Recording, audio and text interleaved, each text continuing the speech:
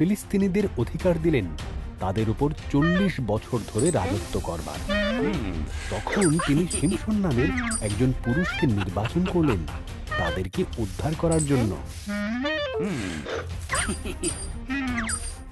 শিমশনের মাকে কথা দিয়েছিলেন যে তিনি এক পুত্র সন্তানের জন্ম দেবেন। শিমশনকে ঈশ্বরের কাছে 3টি প্রতিজ্ঞা করতে হয়েছিল। সে মদ্যপান করবে না, মৃতদের ছুঁবে না, কখনো নিজের চুল কাটবে না। শক্তিশালী করে তুললেন।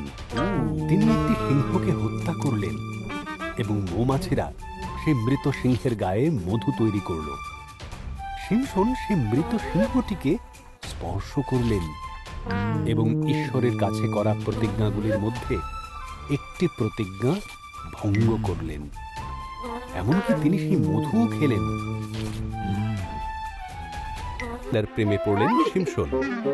কেন শিমশন এত শক্তিশালী সেটা খুঁজে বের করার জন্য ফলিস্তীয়রা দলিলাকে প্রচুর অর্থ দেবার আশ্বাস দিল।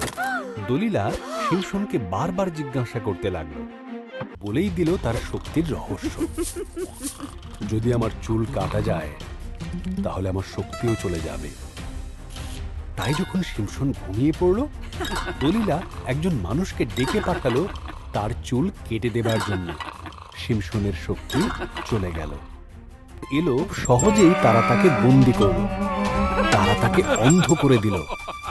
তারপর তারা শিমশনকে কারাগারে বন্দি করল এবং তাকে দিয়ে ভারী ভারী পাথর টানার কাজ করাতে লাগলো। শিমশনের চুল পূর্বের অবস্থায় ফিরে এলো। ফিলিস্তীয়রা শিমশনকে তাদের মন্দিরে নিয়ে এলো তাদের মিথ্যা দেবতা দাগনকে ধন্যবাদ দেবার জন্য। যেহেতু তারা শিমশনকে পরাজিত করতে পেরেছে, শিমশন শেষবারের মতো ঈশ্বরের কাছে তার শক্তি ফেরত চাইল। প্রতিশ্রুতি রাখেনি, কিন্তু ঈশ্বর রাখলেন।